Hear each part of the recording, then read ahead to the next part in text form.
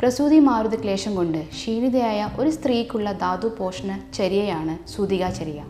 അത് എങ്ങനെ എന്തിനു ചെയ്യണം അതാണ് ഇന്ന് ഞാൻ വിവരിക്കുന്നത്. സാധാരണയായിട്ട് ഒരു സ്ത്രീക്ക് പ്രസവത്തിന് ശേഷം മാനസികമായിട്ടും ശാരീരികമായിട്ടും വളരെയധികം ബുദ്ധിമുട്ട് അനുഭവിക്കുന്ന ഒരു കാലഘട്ടമാണ്.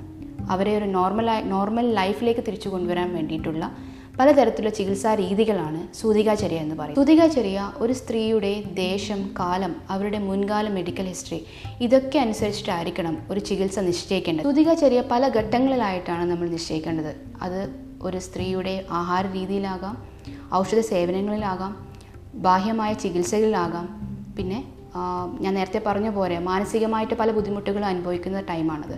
അപ്പം ഒരു പോസ്റ്റ്നേറ്റൽ കൗൺസിലിംഗ് രീതിയിലും നമ്മൾ നിശ്ചയിക്കേണ്ടതാണ്. സൂതികാചര്യ പല ഘട്ടങ്ങളായിട്ട് ചെയ്യണമെന്ന് പറയാൻ കാരണം പൊതുവേ പ്രസവിച്ചതിന് ശേഷം സ്ത്രീക്ക് മെറ്റബോളിസം കുറവായിരിക്കും. അതുകൊണ്ട് തന്നെ അഗ്നിയെ വർദ്ധിപ്പിക്കുവാനുള്ള ആഹാരങ്ങളും ഔഷധങ്ങളും സേവിക്കേണ്ടതാണ്. അതുകൊണ്ട് തന്നെ ആദ്യത്തെ സ്റ്റേജിൽ അഗ്നിവർദ്ധനമായിട്ടുള്ള ആഹാരങ്ങളും ഔഷധങ്ങളും സേവിക്കുവാൻ ശ്രദ്ധിക്കണം. രണ്ടാമത്തെ ഘട്ടത്തിലാണ് ഗർഭാശയ ശോധനമായിട്ടുള്ള അരിഷ്ടാസവങ്ങൾ, പലതരത്തിലുള്ള ലേഹ്യങ്ങൾ, പുളിലേഹ്യം പോലത്തെ ലേഹ്യങ്ങൾ, അതായത് അഴുക്ക് രക്തങ്ങളെ പുറന്തള്ളുവാൻ വേണ്ടിയിട്ടുള്ള മരുന്നുകളും ആഹാരങ്ങളും, അല്ലെങ്കിൽ ഗർഭാശയത്തിലുണ്ടാകുന്ന മുറിവ് ഉണക്കാൻ വേണ്ടിയിട്ടുള്ള ആഹാരങ്ങളും ഔഷധങ്ങളും, അതൊക്കെയാണ് ആദ്യത്തെ സ്റ്റേജിൽ നമ്മൾ കൊടുക്കുന്നത്. അതിന് കൂടെ തന്നെ മുലപ്പാൽ വർദ്ധിപ്പിക്കാനുള്ള മരുന്നുകളും ആഹാരങ്ങളും കഴിക്കുവാൻ ശ്രദ്ധിക്കണം. അതുപോലെ തന്നെയാണ് യൂട്രൈൻ ഇൻവല്യൂഷന് സഹായിക്കുന്ന, അതായത് ഗർഭാശയത്തെ ചുരുക്കുവാനും ഗർഭാശയ പേശികളെ ബലപ്പെടുത്തുവാനുമുള്ള ആഹാരങ്ങളും ഔഷധങ്ങളും ഒക്കെയാണ് സൂതികാചര്യയിൽ പറയപ്പെടുന്നത്. പിന്നീടാണ് ബ്രഹ്മണമായിട്ടുള്ള ആഹാരങ്ങളും ഔഷധങ്ങളും കഴിക്കാൻ ശ്രദ്ധിക്കേണ്ടത്. അതുകൊണ്ടാണ് ലാസ്റ്റ് സ്റ്റേജിൽ മാത്രമേ നമ്മൾ ലേഹ്യങ്ങളും ഘൃതങ്ങളൊക്കെ സൂതികാചര്യയിൽ പറയപ്പെടുന്നത്. ഇതിന് കൂടെ തന്നെ ആഹാരത്തിലും ഔഷധത്തിലും ഒക്കെ കൂടെ തന്നെ പുറമേലെ ചികിത്സാ രീതികളും ഇതിൽ വളരെ പ്രാധാന്യമേറിയതാണ്.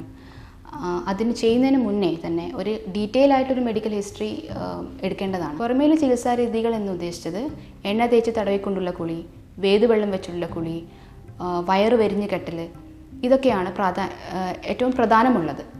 അതിന് കൂടെ തന്നെ സൗന്ദര്യവർദ്ധകമായിട്ടുള്ള മുഖലേപം, ധാര പോലത്തെ ട്രീറ്റ്മെൻറ്റ്, അതൊക്കെ വളരെ ഫലപ്രദമായിട്ടുള്ള ചികിത്സാ രീതി. ഒരു സൂതികക്ക് നിർദ്ദേശിക്കുന്ന ചികിത്സാ രീതികളായിരിക്കില്ല മറ്റൊരു സൂതികക്ക് നിർദ്ദേശിക്കുന്നത്. അത് ആഹാരത്തിലാകാം, ഔഷധ സേവനത്തിലാകാം, പുറമേയില്ല ചികിത്സാ രീതികളിലാകാം. അതുകൊണ്ട് തന്നെയാണ് ഒരു പ്രസവാനന്തര ചികിത്സ എന്ന് പറഞ്ഞ് ഏതെങ്കിലും ഒരു ഔഷധശാലയിൽ പോയിട്ട് ഒരു ഔഷധ കിറ്റ് വാങ്ങി സ്വയം ചികിത്സിക്കാതെ ഏതെങ്കിലും ഒരു ആയുർവേദ ഡോക്ടറെ കണ്ട്, അതായത് ചിലപ്പോൾ ഒരു സ്ത്രീക്കുള്ള ഒരു ആഹാര രീതിയോ അല്ലെങ്കിൽ ഔഷധങ്ങളോ അല്ലെങ്കിൽ പുറമേലെ ചികിത്സകളായിരിക്കണമെന്നില്ല മറ്റൊരു സ്ത്രീക്ക് അനുയോജ്യമായിട്ടുള്ളത്.